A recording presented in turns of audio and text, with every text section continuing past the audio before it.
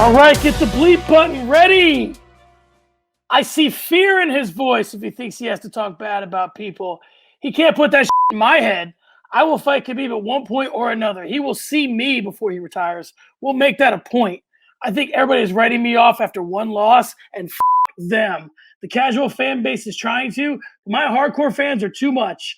They know too much. My value is way too much.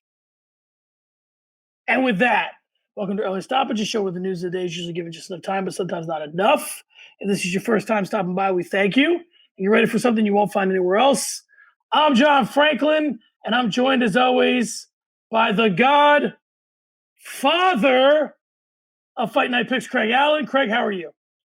John, I'm well. I'm in an indistinct location. I could be held here against my will. I'm not.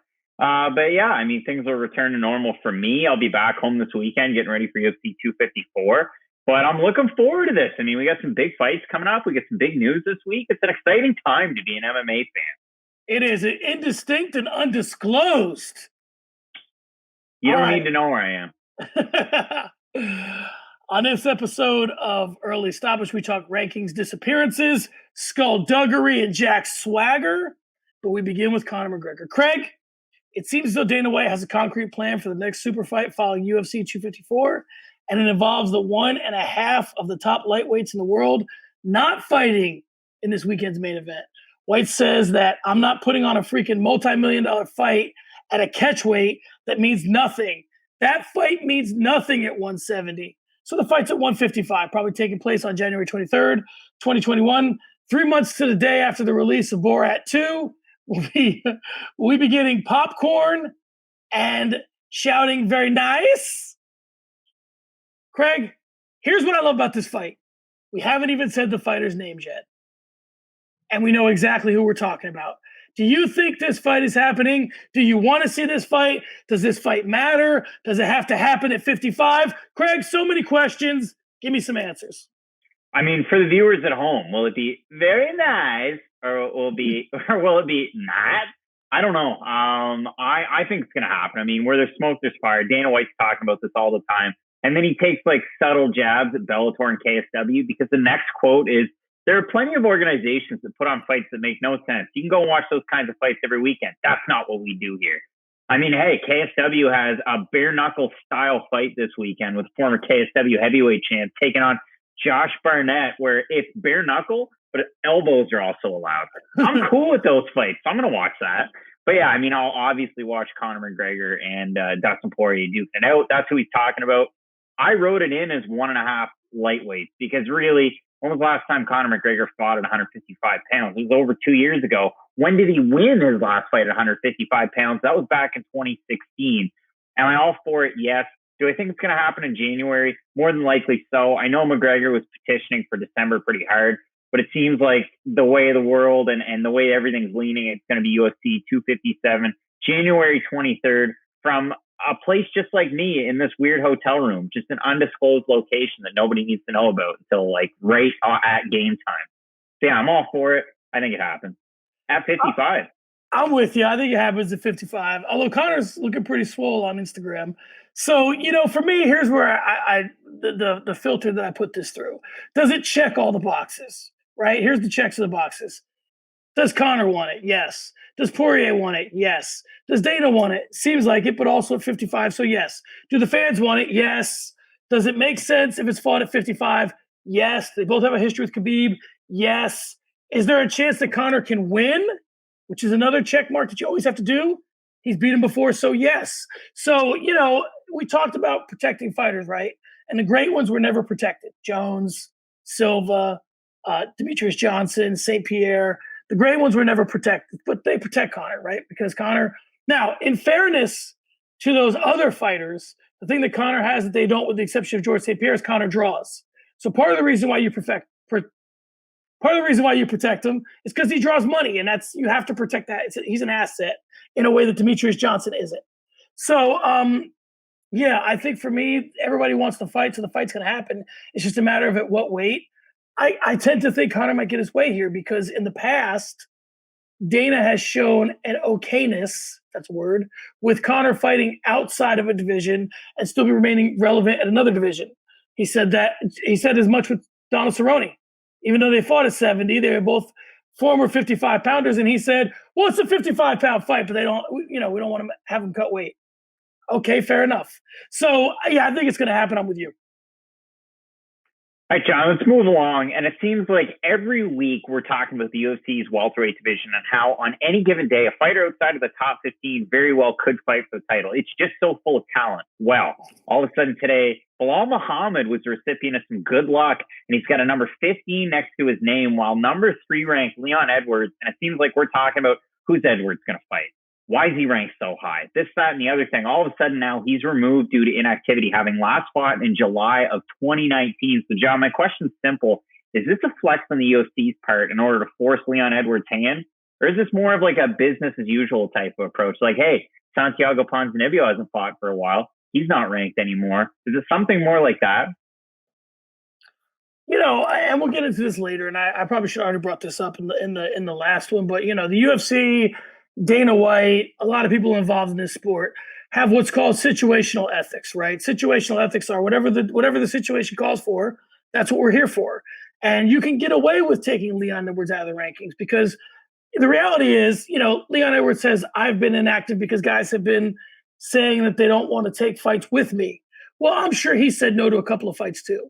And Chael Sonnen, here's our first Chael reference, has said in a different video before that the UFC is only going to ask once or twice.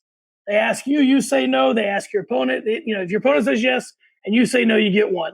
The next time they ask, you got to say yes, right? So, Leon Edwards probably got lucky that he got out of a lot of fights because his opponent said no, right? And a lot of different guys say no, so Edwards is fine. I think this is kind of business as usual.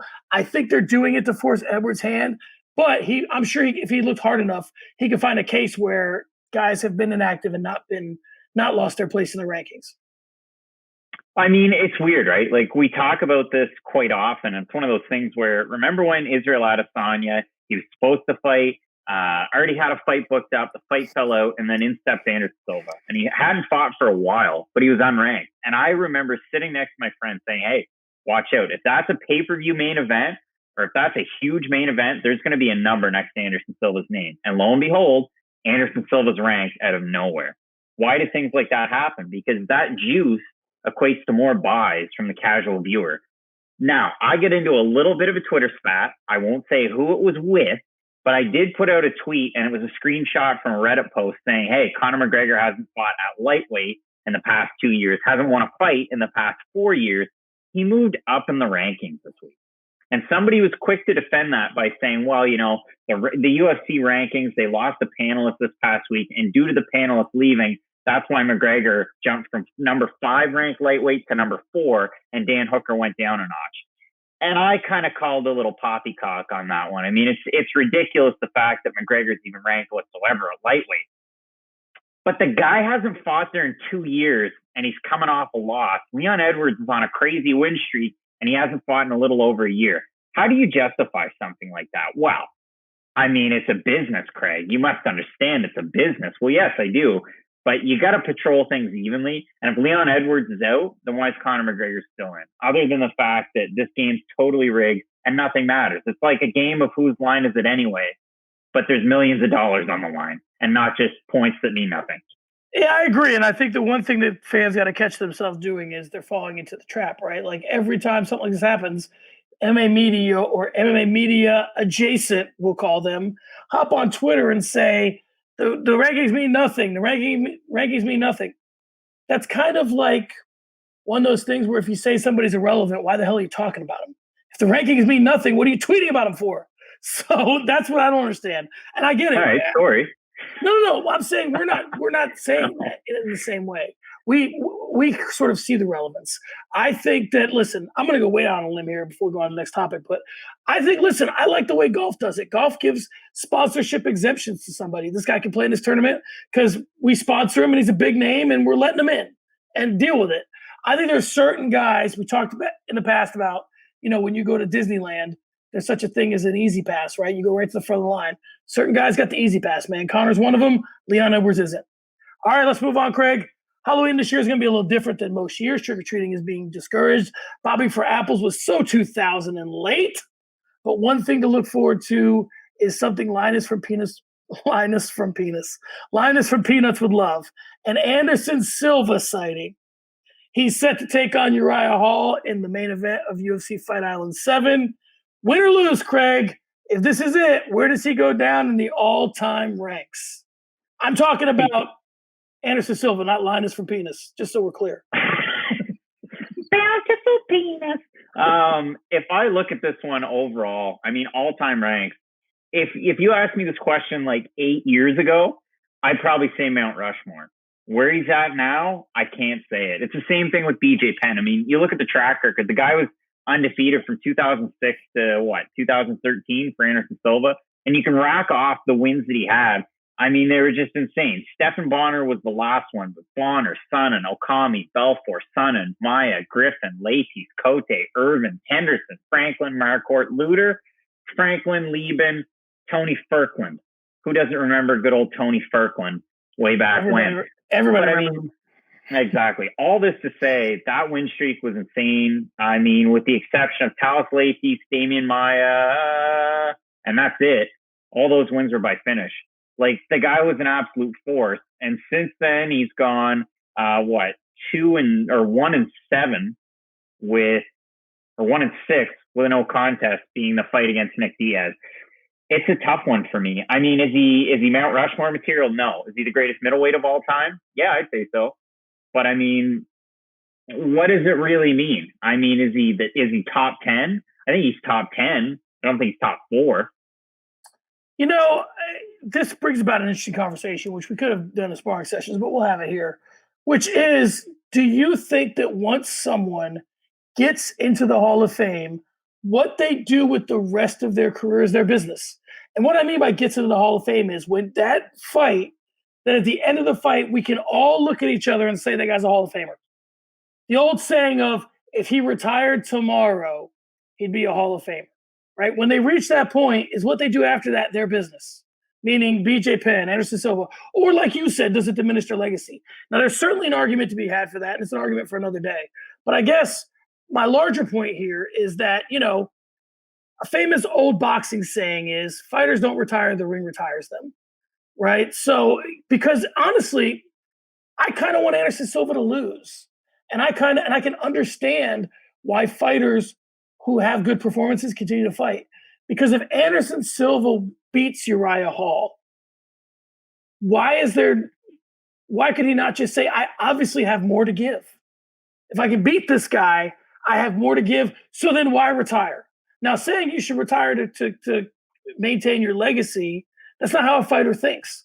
A fighter thinks, I just beat Uriah Hall, so MMA math says I can beat everybody Uriah Hall's ever beat, in theory.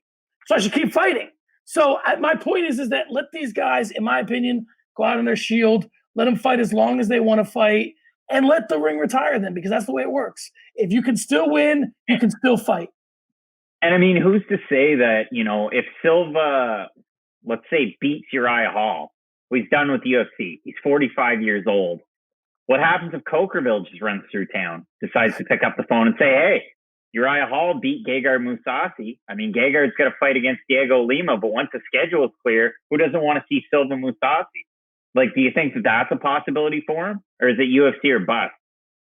I think he's a UFC guy. I think going to Bellator would do more to diminish his legacy than losing in the UFC would.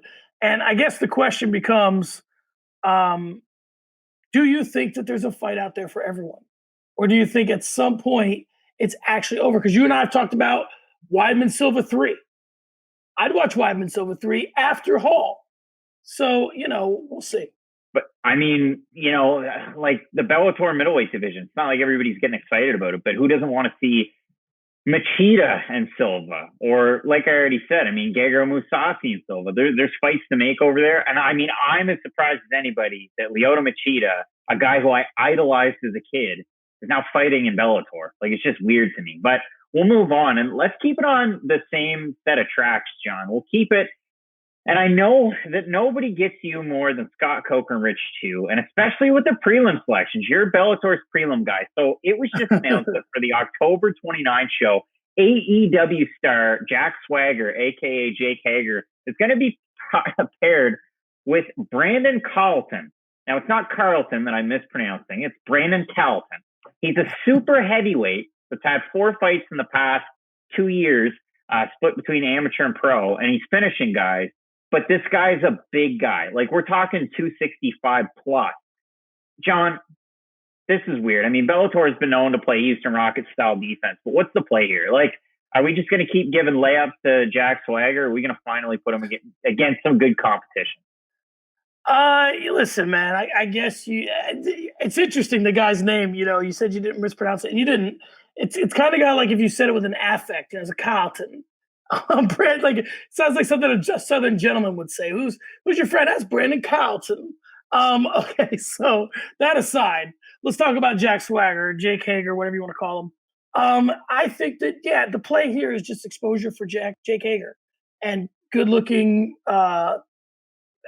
You throw him enough layups that he can get in there, look good, and maybe that you can put together a fight with Mitrione.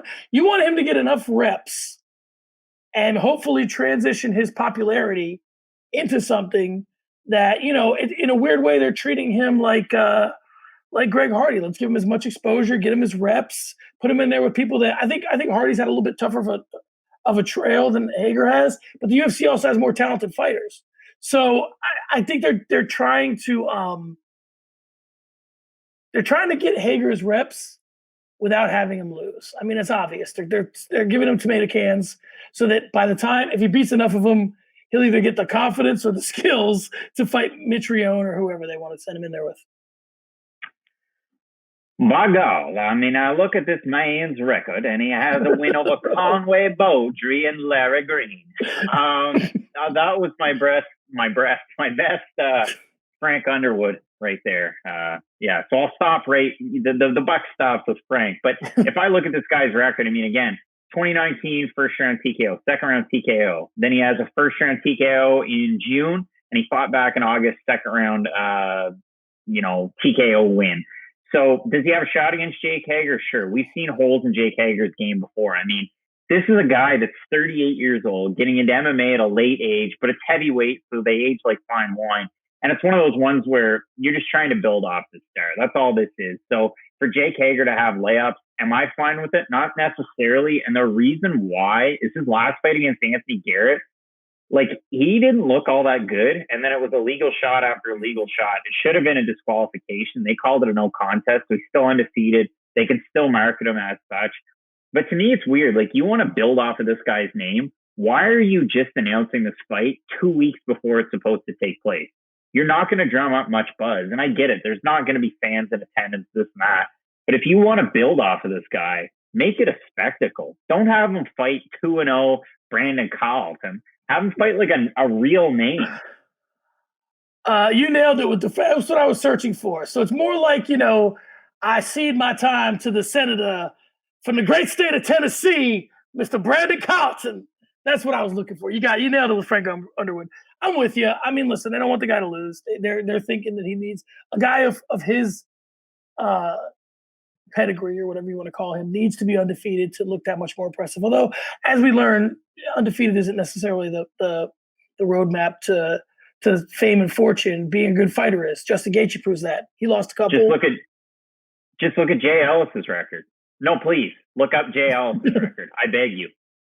Some other time. Following up, Craig, let's move on. Following up with a question we asked a couple weeks ago regarding the PFL's wonky plans and fighter signings. It seems like the promotion will be back in full swing this coming April from either Caesar's Palace or the Rio. Craig, with the fighters threatening legal action and most people looking back this week for Gaethje World Series of Fighting highlights, let's put a spin on this one. If the PFL comes back in April and runs through the summer, can they capitalize on the good press and ESPN eyeballs to dig themselves out of this hole that they've dug? No, not at all. And, the weirdest thing for me, I saw an article this week from MMA Junkie detailing this, and the last paragraph that they have is returning champions who have won the PFL's $1 million purse include two-time Olympic gold medalist Kayla Harrison and Ray Cooper III. New PFL competitors of note include former Bellator welterweight champ Rory McDonald, Johnny Case, Olivier Aubin-Mercier, and Bubba Jenkins. That's all well and good. We're not even talking about two-time champ Natan Schultz, two-time champ Lance Palmer. I mean, if the buzz isn't there about two-time champs, then I don't know what is. And they're in such a weird spot where they took a year off. They had monthly, subsidies, if you want to call it that, where they were paying their fighters $1,000 a month. So it's been 12 months. They paid 12 grand for each fighter. And I've kind of been pretty hard on that because your lowest tier fighters on UFC cards these days, even the fight nights, get either 10-10 or 12-12. So they have a better chance of making more money than the stars that the PFL have. I look at it this way. You're in hot water with your fighters. Your fans are wondering, hey, where the hell have these guys been? And you're treating people differently. Like, they treat their stars so much different than just their average fighters. And then I look at the fighter signings. We talked about it last week. They signed Sun Bin Joe that fought in UFC. They signed Shimon Moraes. They signed, who else? Cesar Fajea. They signed Muhammad Usman, which is kind of a big deal. They let him fight for Titan FC. He's like, hey, I'm really grateful that they let me fight for Titan FC while I was under contract. Then the UFC is trying to build up a fight last week for Cyril Gahn to take on Anche D'Elia, who last fought for KSW. And then before that, PFL. He wasn't allowed to fight in the UFC because he was still under contract with PFL. I think this organization is absolutely hot garbage. And I think they've dug themselves such a hole that it doesn't matter how much celebrity investment they already have. They're going to have such a hard time at gaining new fans where they've been off for so long, and everybody's pretty well put them down. You know, I guess the question I would ask myself and ask the fans and ask you is, do you think the World Series of Fighting was better than the PFL? And I can tell you, as a guy that covered the World Series of Fighting in the moment, they didn't draw a lot. I mean, they were on NBC Sports, that app or network, whatever the hell it was. And they didn't, they weren't packed when you went to go cover the fights. They drew some okay crowds, but I mean, they didn't go into big venues. So I guess the question becomes, are they in a better spot now than they were? Now, in answer to your actual question, no, they've dug themselves far too deep of a hole to recover and get back to where they want. So that's the short answer.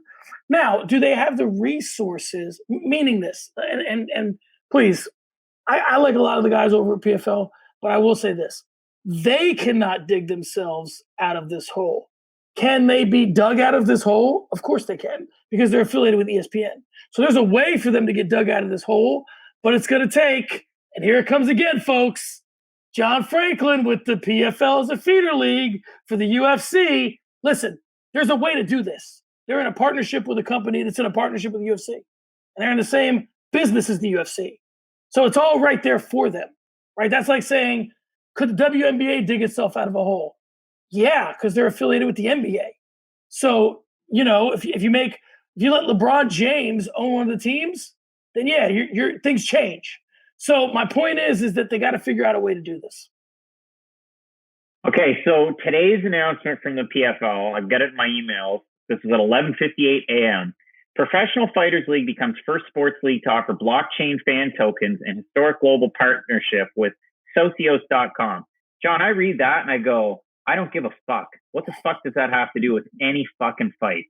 They're just doing stuff to do it at this point, and they're not even having fights. Why the fuck does anybody care about fucking blockchain for the fans? I'm standing up for the fans right now.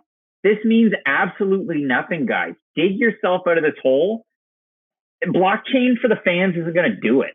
Like, what subsection of MMA fans cares about this? The half of the 1%? Like, what is it? Why even bother at this point? Yeah, they have some. Here's the thing. I am of the school that if you and I are going to be partners, I'm going to ask of you, and I expect you to ask of me, right? Whatever that I bring to the table, right? I'm a teacher. If someone's in a partnership with me, and me being a teacher in any way benefits them, they can certainly ask the question, hey, can you do this for me? Can you give a tutorial on this or whatever? How do you think I should set this up? If you have an investor in Kevin Hart, this guy's got to be on camera. He has to be.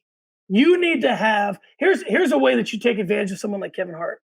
All that other shit that Kevin Hart's doing, that LOL network and all that, put fighters on that. Put the fighters in some of his content. All these little like bathtub things that he's sitting in with people, put a fighter in there. Put Kayla Harrison in there. Put somebody else in there, right? That's the answer. The answer is you gotta really maximize and leverage your partners. All right, John, let's move on. I'm still fired up. And Chael Sonnen said this week that Khabib Nurmagomedov told me, being Chael, if Michael Chandler beats Islam Makhachev, he'll be the #1 contender. Is this Khabib's team swerving Chandler, or is this Nurmagomedov throwing a friend a fight he couldn't drum up on his own? I would say, listen, I don't know what's in a fuller swing right now, the Biden and Trump campaigns, or the get Islam Makhachev a big fight campaign. This guy, he's got a manager throwing out $200,000 for a Ferguson fight. He's got Khabib talking about, the beating Chandler. Chandler beating Makhachev makes him the #1 contender. So does that mean that you'd fight Makhachev? Is that what you're saying, that in lieu of Chandler, Khabib, if you beat Gaethje, you might fight Makhachev? That's insanity. So I think that it's him drumming up a fight for a friend that he couldn't get on his own. I don't think it's just him trying to throw this yard dog in Michael Chandler a different stake to get him off the porch. I think that he's definitely willing to fight Chandler, but he wants to give Makhachev. This to me sounds like, when I was a kid living in New Jersey, because all New Jersey douchebags say shit like this. My uncles would always say stuff like, to me when I was like 10 years old, they go, yeah, John, take care of my light work. That's what uncles say. They say shit like that. Take care of my light work. Meaning you go fight this person because they're not much of a, competition for me. And they were talking about one of my cousins or whatever. This is Khabib saying to Makhachev, take care of my light work, in a sense. But I also think more than that, it's him trying to get his friend to fight. So, I'll kind of bridge two gaps here. So they did reschedule the bout between Islam Makhachev and RDA. That's a huge fight. I mean, that's a former lightweight champ of the world moving back down from 70 to 55. Oh, by the way, ranked at 170 pounds. Crazy how that stuff works, eh? But yeah, I agree with you 100%. Now, I've never been thrown into light work, and you look at me, I'm pretty light work. Like you could work old Craig Allen over. But in a circumstance like this, I mean, it's just trying to discredit Michael Chandler even more. And we've asked the questions on the show before. Are the UFC really backing Michael Chandler up in a corner, kind of throwing him into the limelight, having him as the backup for this title fight at UFC 254?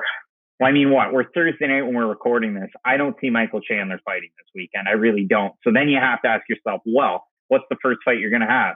If Poirier's meeting up with McGregor, that only leaves one fight, doesn't it? Tony Ferguson, I would think.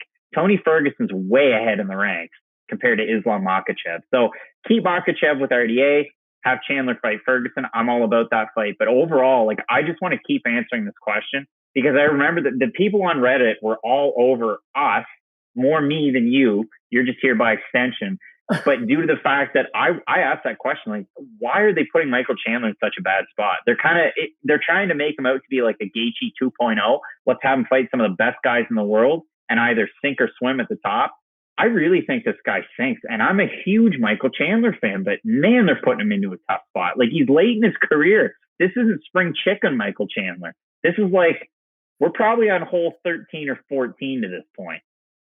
Yeah, absolutely. And the comparison to Gaethje is apt, with the exception that, like you said, when Gaethje came into UFC, he was in his prime, his physical prime. Everything that he had done in the World Series of Fighting, I mean, that was just a tune-up. That was like saying I'm playing in the Final Four and I scored 40 points in the championship game. Yeah, but you were in college. Gaethje, World Series of Fighting for Gaethje was college. And then when he got to the pros, he was ready to roll. So I think that Chandler's in graduate school. That guy's getting his doctorate. So it's a little bit different than what we had in Gaethje. All right, Craig, let's move on. Speaking of Justin Gaethje, Craig, the great Trevor Whitman, I say the great Trevor Whitman because I love everything about this guy. The interesting thing was I was doing some stuff this week, some school stuff, and I happened to have TV on, and where you play it on YouTube and other stuff keeps playing. What came up as the YouTube just kept rolling and rolling was more Fight Night Picks videos. More Fight Night Picks videos. I'm in the algorithm now.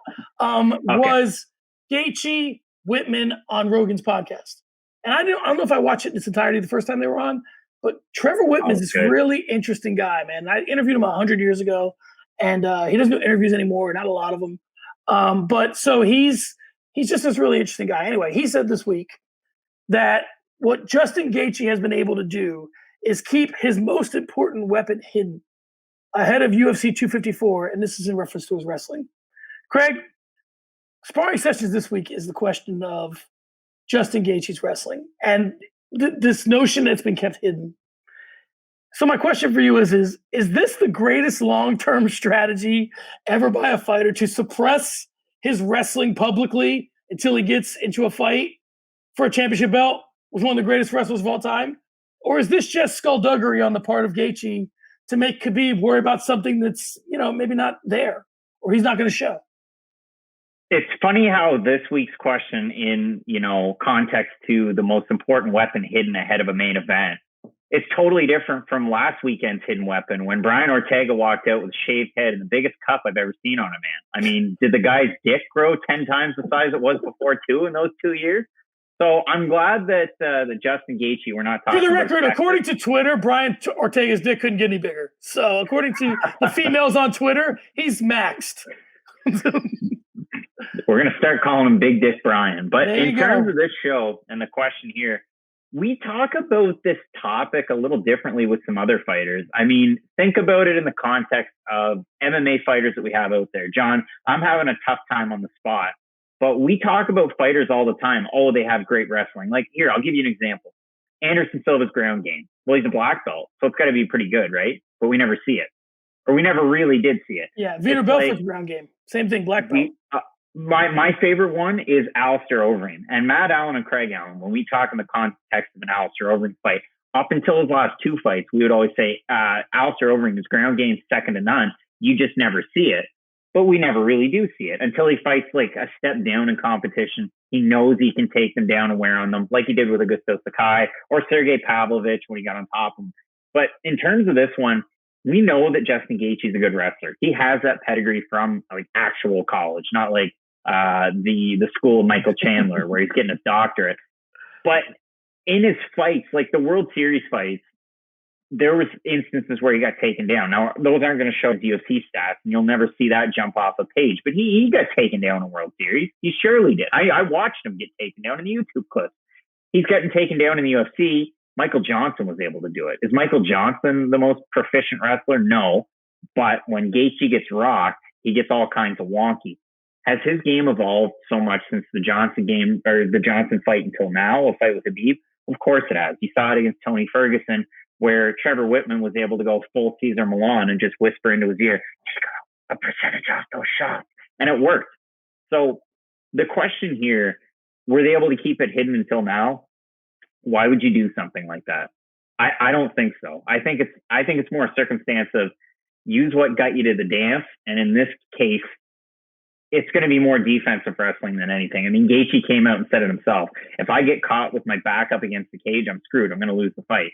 What do you think Khabib's going to do? Is he going to box like he did against Ali Quinta? No. So I think this is more smoke and mirrors and a way to sell a fight than having this important hidden weapon and really trying to speak in riddles. Here's my take on it. And I want to be very careful in the way that I say this because I've interviewed Justin Gaethje. I like him. I think he's a good fighter. I think he's a good guy. Justin Gaethje I wouldn't say that he has fight IQ, but he has things that he believes and he is deep in his conviction in those beliefs. So some of the things that Trevor Whitman's told him, and then, just this whole idea of Gaethje saying shit like, I've never been hit solidly because they hit me on my forehead and I ducked my head when they punched me. So I've never been hit on the temple. Whether that's true or whether that's false, and him saying that getting hit that way absorbs shots differently, whether that's true or that's false, that's what he believes. I think that's the same thing here. I'm going to give you a couple of weird comparisons here because, I've forever called Justin Gaethje the Arturo Gatti of MMA because one thing that was said about Arturo Gatti is it wasn't whether he won or lost, it was how he fought. Jim Lampley said that about Arturo Gatti. I'd say the same thing about Justin Gaethje. So the thing about Justin Gaethje that I find interesting is like he's kind of like Benjamin Button in the sense that he's going backwards. He started his career as this crazy stand-up kind of guy, and now he's like refining his skills in a way that he's like, and I don't mean, I guess all fighters do that, but he's like taking a little bit off the fastball, and he's taking a little bit off the fastball in a good way. So to think that a guy who fought like an absolute maniac at the beginning of his career and then is progressively becoming a more refined striker and more of a defensive fighter would then wait till this part of his career to evolve to the point where he added some of his wrestling is not that far-fetched for me to think. It's kind of in line with the way Justin Gaethje thinks, and the fact that let me put it this way. Justin Gaethje is just crazy enough to wait this long to unleash his wrestling. He's just crazy enough to do that. Of all the fighters that would potentially do it, Gaethje would. Justin Gaethje, the Justin Verlander of MMA. Anderson Silva, the Jamie Moyer of MMA. Jamie Moyer. I'm with you. All right, Craig, let's move on to over-unders. We haven't done this in a while, but we typically do it for big fights where we take things that are going to happen in the fight and see what the likelihood of them happening is or how much we think they're going to happen. Let's start. Khabib Nurmagomedov said this week, I am prepared to take Justin Gaethje down 100 times if necessary. So, Craig, over-under on the number of takedowns for Khabib? 100. No. Over-under on the number of takedowns for Khabib? 3. Over. Give me the over all day. Yeah, I think he takes him down. I think as the fight goes on, he's going to take him down more and more and more. And listen, John, we made it this far without talking about the promo. You saw the BT Sport promo. I don't cry very often. I cried in this hotel room. I'm not going to tell you where I'm at, but I cried watching that. Man, that tugged on the heartstrings. You don't think this guy is going to go in here with just fire and fury, and his cardio is going to be on point, and you don't see him taking Justin Gaethje down. I mean, that's all I can picture this week. I think it's going to be 100% Khabib in this fight. I could be totally wrong. I could look like a dingus after the fight. I think he definitely takes him down more than 3 times. This fight is interesting for me in this reason, because a lot of times, these fights where we think these two great wrestlers are going at it, and then there's no takedowns, like Covington versus Usman. So I don't think that, Khabib is as stubborn as they come with his skill set. And I think that he knows that standing with Justin Gaethje, almost even more than Conor McGregor, is bad news. Because Gaethje has a lot of different... Conor's looking to clip you and just completely snipe you out. Gaethje will kick your legs off. An uppercut... I mean, Gaethje, like he said, Justin Gaethje said on the Joe Rogan podcast, I create car crashes. That's what I do. I create car crashes. And it's true. He does. So I guess for me, I'm looking at this like... What happens if Khabib gets the first couple stuffed? Will he stick with it? Yes, he will. That's Khabib. That's how stubborn he is. So I'm going to go over as well, but I think that it could get interesting. I'm interested to find out how much Gaethje can make Khabib pay for missing the takedowns. All right, so let that transition to the next one. Justin Gaethje says he plans to cause damage this weekend against Khabib Nurmagomedov. He says that's what he does. He causes damage. So, over under, Craig, number of knockdowns for Justin Gaethje at 3. This one's tough. Like, it really is. So who's knocked down Khabib in the past? It's happened. McGregor didn't do it. Khabib knocked McGregor down. I really have to think about it. Did Edson knock him down? No. I think so. Who was the one who knocked him down? Michael Johnson knocked him down. That's it. Because Michael Johnson, the trickiest fighter in the entire world. But I'm going to take the under on this one. Like I said, it is tricky.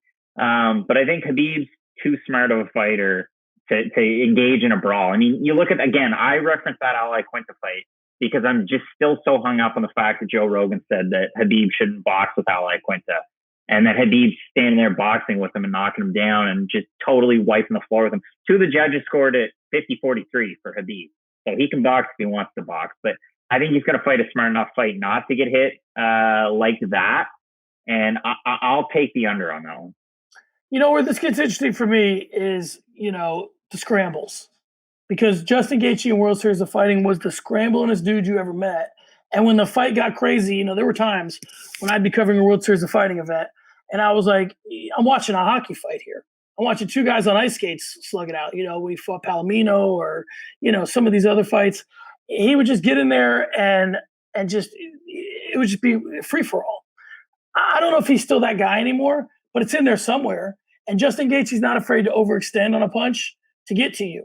So I think that him knowing that, I think in Gaethje's head, he thinks that he has scouted Khabib's wrestling way more than Khabib scouted his wrestling, which how the hell can you scout Justin Gaethje's wrestling?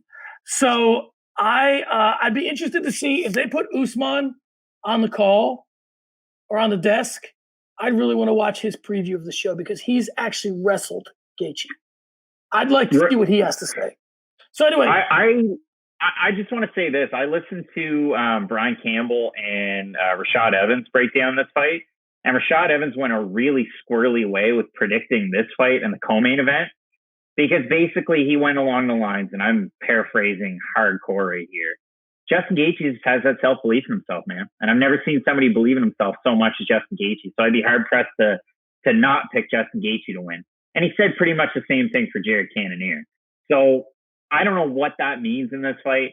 I don't know if this guy's just so hard-headed that he's going to go in there and rush Khabib. I can't wait to see the game plan, but I really like what you said about Kamaru Usman too. I would want to hear, what is GSP? What's his take on this fight?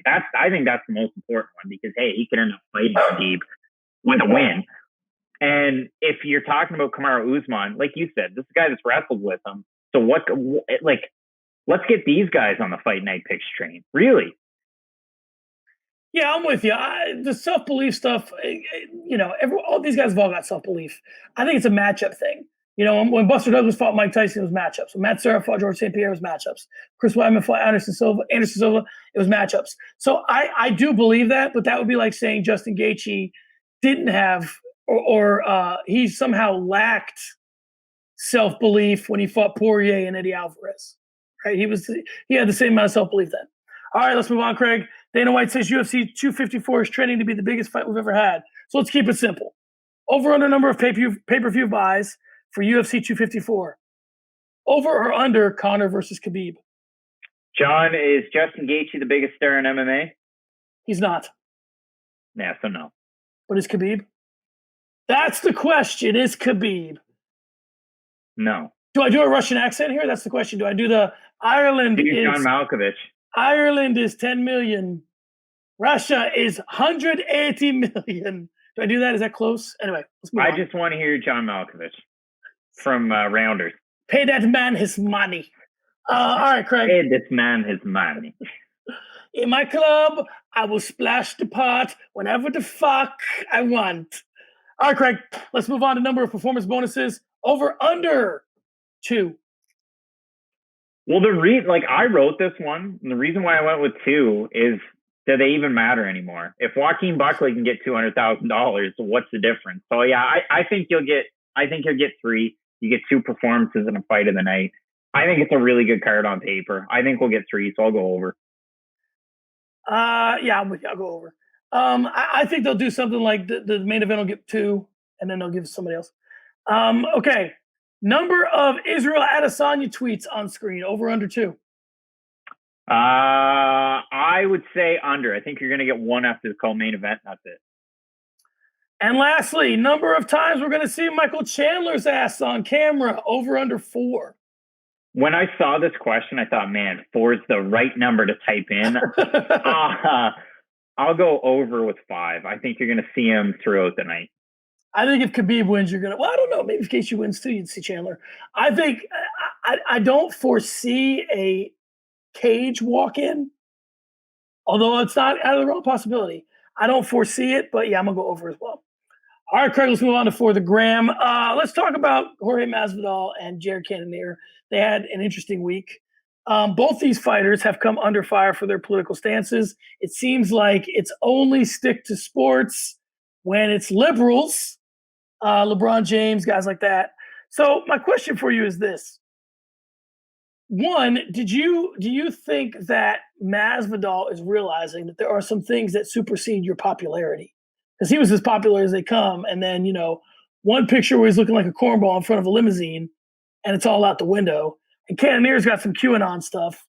Do you think that it helps guys like these two guys getting in this world, or do you think they should just leave it alone? I'm going to circumvent these two, and I'm going to move into the most politically motivated guy in MMA, and that's got to be Colby Covington. I mean, who gave a fuck about a Colby Covington fight until he became the far right guy, or just even the right guy? Did a lot of people, were they interested in watching a wrestler going out there and doing his thing? Because we've seen a lot of wrestlers before.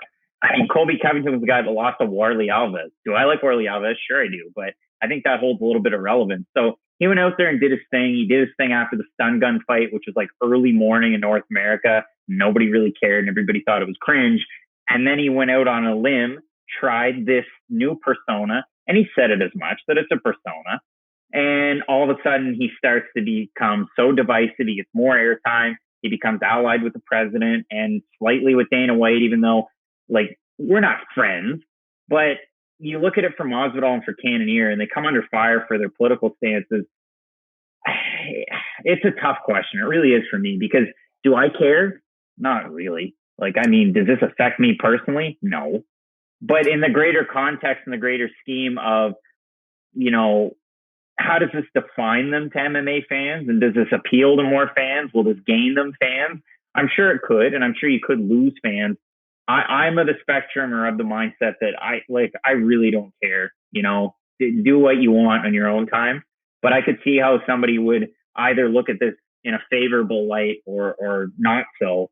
So yeah, I guess I'm not really the right person to ask this question. No, I think you give a unique perspective. I would say this. I think that Masvidal put a little bit more on the line than Cannonier did. The mistake Cannonier made was he just didn't know how famous he was. And he didn't know he's on Twitter in people's replies thinking nobody cares, or that he's just giving his 2 cents. And it's like, no, dude, people are watching. Like, you're a little bit more well-known than you might think you are. And then for Masvidal, he should have known that, you know, there are certain things that he will not put his money on the line for. This is something he chose to put his money on the line for, because you're going to alienate people, and you're going to alienate type people that think you're cool. You know, the thing about the whole MAGA scene is that you are definitely going to bring some people in. But I don't know that you're not bringing in the creatives. You're not bringing in the people that are hip. You're not bringing in like street artists and people that are like, you know, fashion designers and like those that are on the fringe of like understanding what's really hip and popular. You're not bringing them in there. Now, maybe you don't want to. And maybe you feel like there's more of this other crowd and I'm trying to make money and this is the thing. But you're not going to be perceived as cool and hip, which he had nailed down. He was owning that piece of real estate. He lost that a little bit. And then now the question becomes, does this follow him? Is it better for him now if Biden wins? Well, that's my question for you, John. I have a question for you. Sorry. No, you're fine. Does this have to define you, though? Does it really have to define you? Does this have to be the number one thing? Like, oh, by the way, remember that time that Jorge Masvidal did X and X? Are we going to forget about his performance against Darren Till? Are we going to forget about the Ben Askren knockout? No, it doesn't have to define you, but I think Trump's a little bit different. And I think that you need to realize that. If you're going to support somebody, you know, you can do it on a lower level. Here's why I say that. Because people are losing friendships over Trump. And the thing that I've always said in my life was, I never asked somebody before I met them what their political affiliation is. So if you didn't become my friend because of your political affiliation, why would you lose me as a friend because of your political affiliation? Well, that's true. But Trump is also bringing out some qualities in people that you didn't know existed. And you're like, well, if this guy stands for this, hold on, and you support him, then that's a problem for me. So I think that might stick with Jorge Masvidal.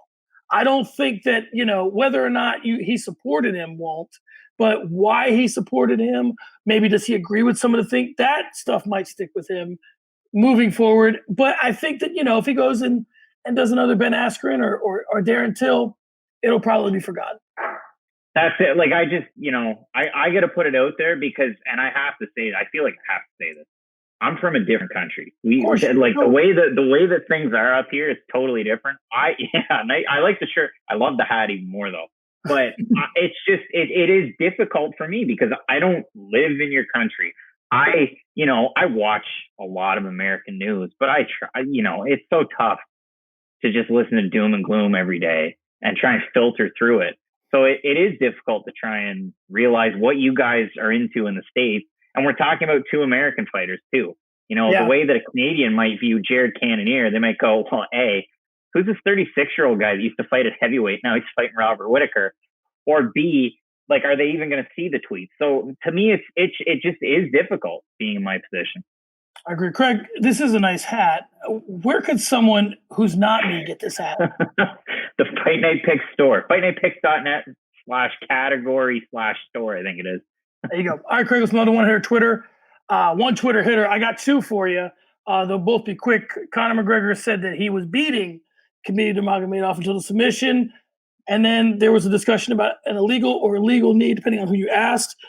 One, do you think he was winning? Two, what do you think about the knee? No, he was not winning. And two, I'm fine with that knee. Did you see the clip? Yeah.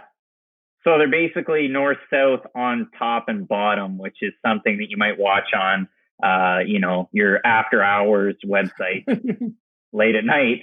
And Conor McGregor throws a knee up, and what did it do? It hit Khabib in pretty well the eye socket.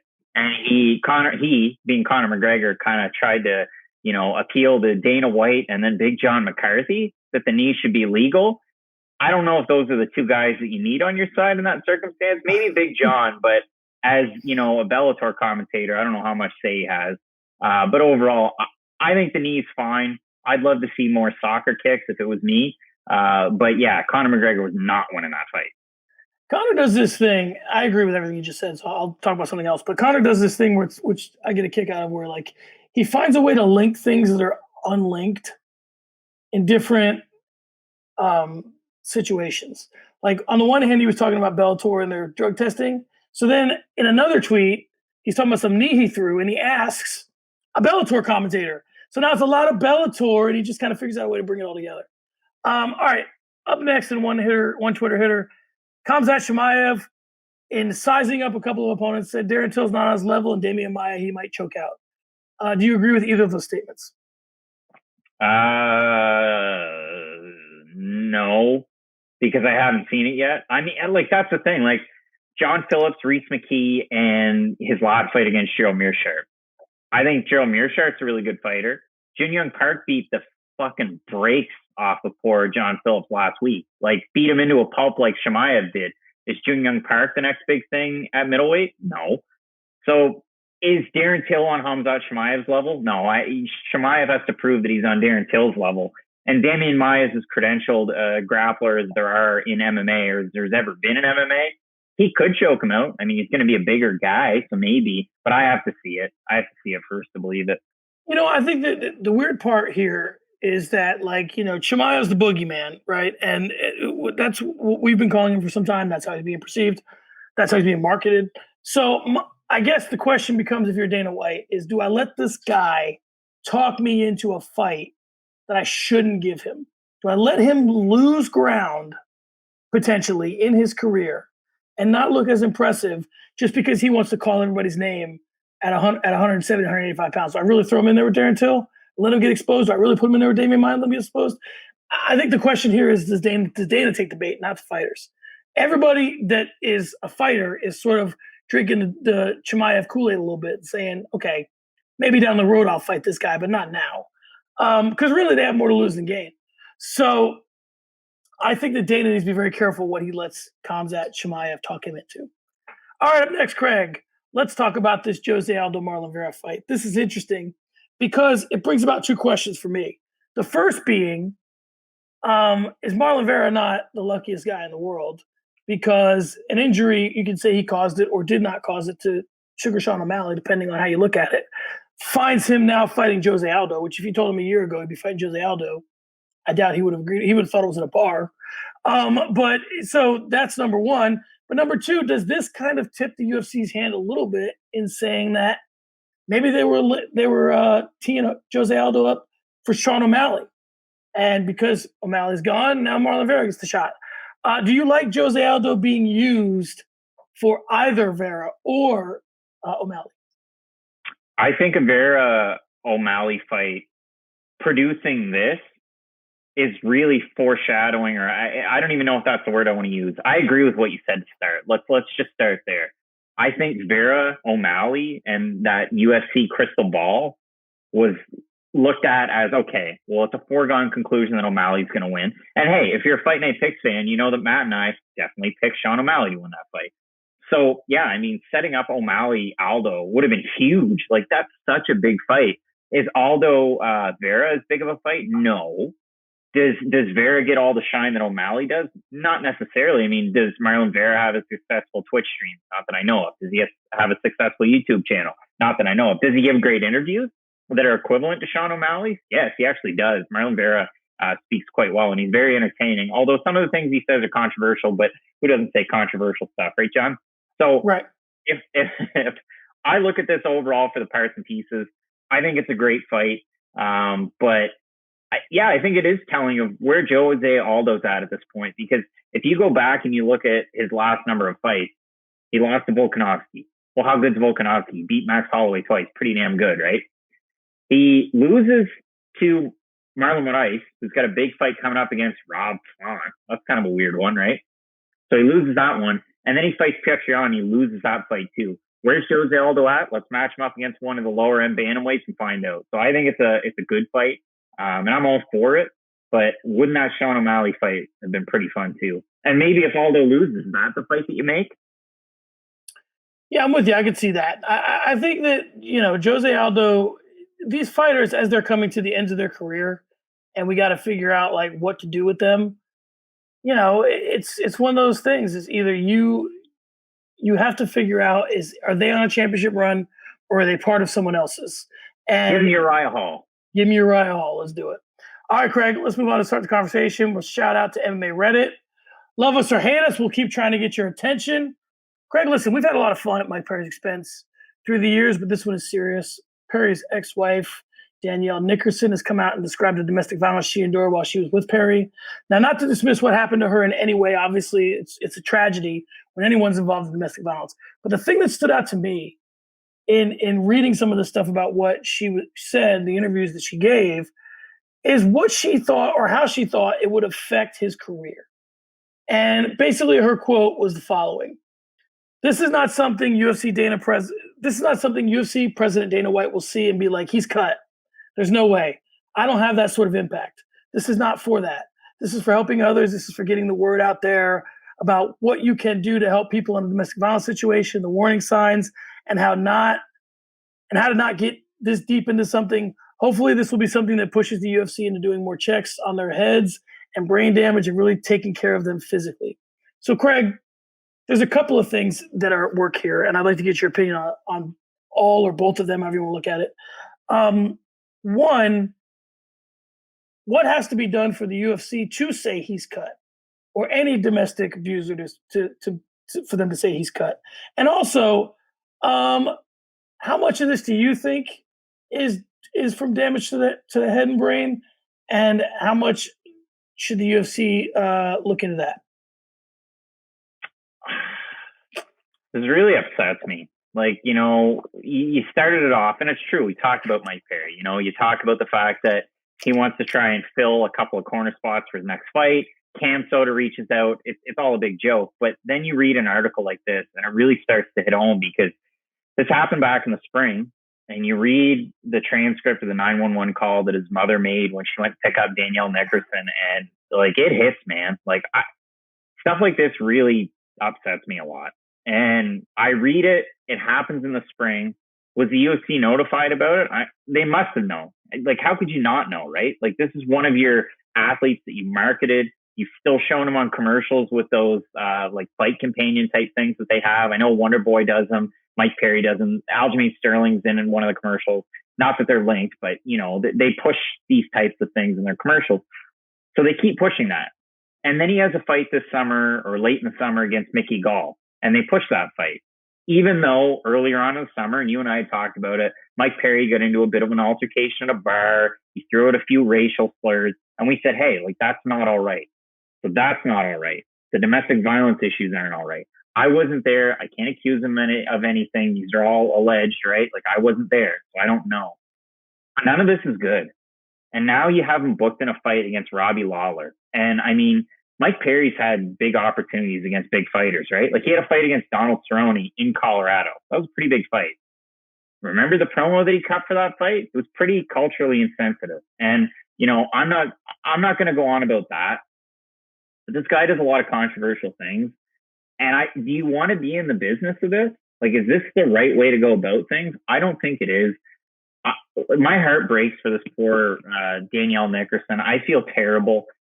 And for her to see this play out on social media, like, it just has to be like reliving a nightmare. And then all of a sudden he's got to fight against Robbie Lawler, a former champion, and you're going to let that happen. I don't know what it'll take for the UFC to kind of shake their heads and start to put on, like, how do you stop it? Do you do sensitivity training? Like, what's enough to try and figure this out? because I don't like the way things are trending. I hope, that like I look at Mike Perry and his post that he put out before the story was out there. It's come to my attention that a media organization will be running a story in reference to the past issue with my ex-wife. I would like to address this here and now. First and foremost, I did not put my hands on my ex at any point in our short-term marriage. Secondly, I have already admitted to having an issue with alcohol, and I've been a part of an intensive rehab program that was able to help address not only that, but also help me with anger management. After the completion of the course, I realized that I've said some things in the past that do not put me in what I stand for in the best light. And for that, I apologize. I'm now in a loving relationship where I'm looking forward and excited to welcome my firstborn. I'm hopeful my ex can move on and find peace as I have. That's great. And I hope that that's true. But like, when is enough enough? And to me, him putting that out before the story comes out, to me, it almost seems like damage control. And the UFC still hasn't done anything about this. Well, here's my problem with the statement is that, and again, we don't know this, we don't know the situation, and we're not here to convict Mike Perry of anything. We're just here based on what we've seen. Mike Perry is crazy on a lot of fronts, and crazy can mean a lot of different things. Crazy is like the F word. Depending on how you use it, it has a lot of different definitions. So he's crazy, like, man, that boy's crazy, and he's crazy, like, he's gonna knock on your door when he's drunk and you tell him not to come in. He's both types of crazy. And I think that as a UFC, listen, I hate to always put the onus on fighters. I really do. But in a sport like the UFC, where journalism, it's the access to the UFC is kept, there's a gatekeeper to it. And not everybody can get entrance. And if you ask hard questions, you may lose your access and all that. I think that the onus is on the fighters. And there are certain people, and again, I hate to say names, but I'm going to have to say names because certain guys fit the bill and certain guys don't, right? If you are a fighter and you have a problem with domestic violence, which you should, guys like Cormier, guys like Jones, guys like Stipe, these are the guys that need to come out and say, I have a problem with this for a number of reasons. Number one being, they are the biggest and baddest fighters in the world. Guys like Ngannou need to come out and say, Greg Hardy, Jan Blachowicz, I'm not with you, Greg Hardy. I'm not down with what you're down with. All right? And more importantly, they could say it to Mike Perry because Dana's never going to say it because that's just not who he is. We've seen that from him. It's never going to happen. So these guys need to, and the same thing with labor we've talked about before. There needs to be guys who are willing to risk. If you're Daniel Cormier, at this point, you're famous enough that if you got fired from the UFC for speaking out, you still have a platform. You could still start something with, if tomorrow Dana Cormier got fired from UFC and by extension ESPN, he could still do a podcast with Ariel Helwani that would draw huge numbers on an independent YouTube channel. So, now that would be Helwani supporting him, which I would imagine he would. So my point is that these guys need to be the ones that come out and say things. Because other guys, you're in a sport where guys fight. So other guys might not want to put their reputations or their asses on the line to make these statements.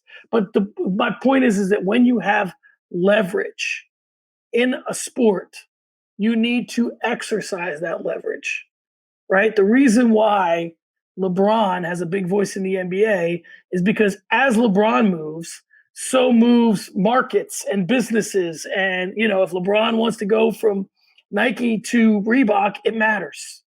If tomorrow LeBron decided I want to wear Reeboks, Reebok is now a major player in the world. Whereas now they're like doing CrossFit shit. So my point is that when you have this leverage, you have to use it. And if you're a good man like DC, you need to be saying stuff about Mike Perry. You need to be saying stuff about Greg Hardy. Now, maybe he's not being asked the questions. Then he needs to be asked the questions, or he needs to go out of his way to answer them. And I mean, hopefully we can take Mike Perry on his word. Hopefully he's changed. I mean, it hasn't seemed so far in his UFC tenure that anything's changed. I mean, this is still fresh news. The whole topic of conversation, the Danielle Nickerson issues, those were back in the spring. Then the altercation at the bar was this summer. Then he had a fight. He could be at a totally different place in his life. And, it's difficult. Who am I to say, hey, this person doesn't deserve a second chance? Does Greg Hardy turn his life around? Well, I don't know. I don't know him personally. do hope for Mike Perry's sake, for everybody's sake, that he's changed, he's turned a new leaf, and we can take him at his word. Well, and lastly, I guess what I'll say is that, and I didn't mention this, and this was the thing that stuck the most out to me about you reading his statement, which was, don't lay. It's bad enough. Okay, and let me just say this is all alleged. We got to do that thing, like Desus and Mero, sprinkle the alleged on it. Let's say that you beat up your ex-wife, Mike Perry. Don't say, well, now I'm in a loving relationship. I hope she finds that too. Dude, good for you. But how about an apology? How about I've made some changes since I was with her. Don't say that, like, hey, not only did I beat you up, but now I'm good, and I hope you can find that too. Like, dude, you're the reason, potentially. It's almost like, to me, it's almost kind of like dog whistling, like, I was domestically violent because I wasn't in a loving relationship, and now I am in one. So I won't beat this girl up, but I beat that girl up. I'm not into that, right? And again, we don't know the story. It just seems like an odd thing to sort of toss into the statement. Hope you find a loving relationship like I have. Dude, come on. And I'm not saying that Mike Perry should know better, because clearly Mike Perry doesn't know better on a lot of fronts. But his representation, who were probably the ones that wrote that statement, should know better than to put that in there. All right, guys. There you have it. We're ending on a somber note, which we normally don't do, but no, we don't. This episode of Early Stoppage is in the books. Be sure and comment under the video. Let us know what you'd like to see next from the show on YouTube, also on iTunes and Spotify. Craig can be followed at Craig Allen FFP. I can be followed at SM Porterman. The fight has been stopped. We'll see you next week. Craig, say something witty. Let's get into it.